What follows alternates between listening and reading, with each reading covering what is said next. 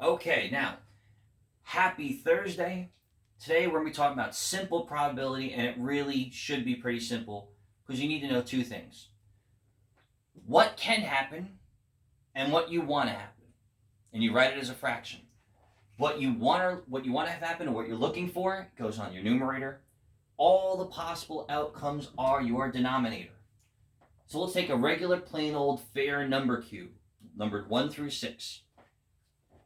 Rolling a 1, there's only one 1 on the entire cube out of 6 possible choices. That's the probability of rolling a 1. Now what this says, P parentheses rolling 1 parentheses, this is telling me, in the shorthand, what is the probability of, and then whatever happens to be in here. So this one read, what is the probability of rolling an even number? So first off, I know I still have 6 sides of that cube. Rolling an even number, I have 2, 4, and 6. Almost got you there. 2, 4, and 6. So I have 3 possible choices. This would be 2, 4, 6. Those are my possible outcomes there that would make this true. This reduces down to 1/2. So half the time, if you roll a cube, you should get an even number. But we don't have to deal with cubes. We can also deal with spinners. Now, spinners, again, another semi-fair or mostly fair way of playing a game. We all know how spinners are. Sometimes they work. Sometimes the arrow sticks. Sometimes, Bob tends to try and flick it a little bit wrong, so he tries to get the same thing over and over again. But if we're being fair, math is perfect. We want to know the probability of spinning a blue. Now, before you do anything else, we have to know one thing.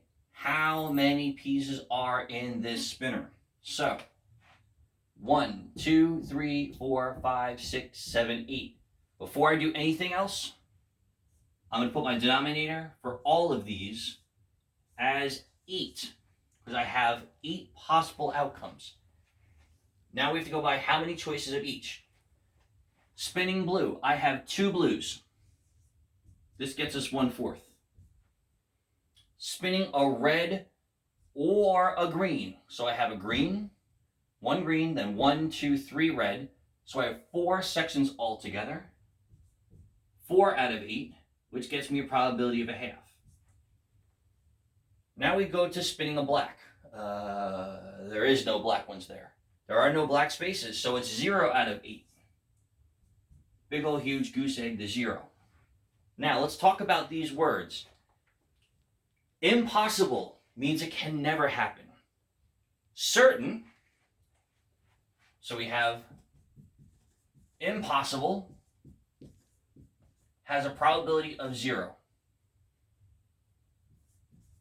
Unlikely, we'll get to certain in a minute, unlikely is usually going to be less than 25%. Equally likely will be equal to 50%. That would be in this case of being equally likely. This would be unlikely. And then we have very likely, which is going to be someplace around 75%. And then you have certain. Now, certain means it always happens, 100%. All right, so again, something that will always happen, something that will never happen, and as you go down through the list, you actually get more and more likely to happen.